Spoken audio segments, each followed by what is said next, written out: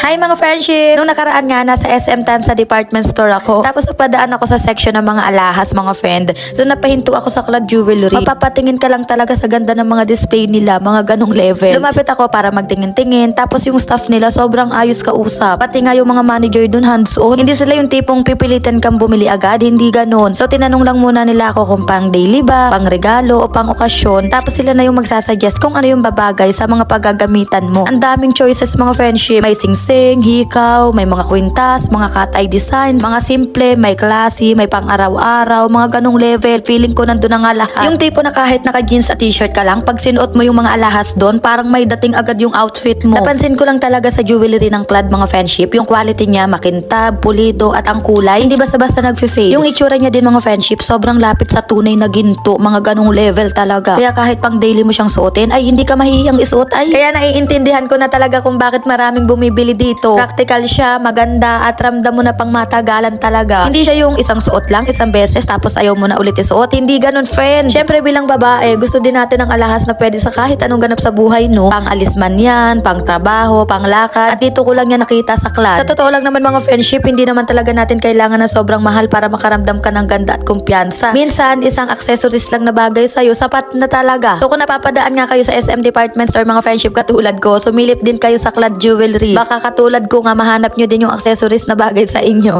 Oy, oy, oy. So ayun lang naman mga friendship, na-share ko lang naman. So let me know sa comment section kung anong style ng jewelry yung madalas yung isuot. Simple or medyo classic. Ay, ay, ay. Bye mga friendship!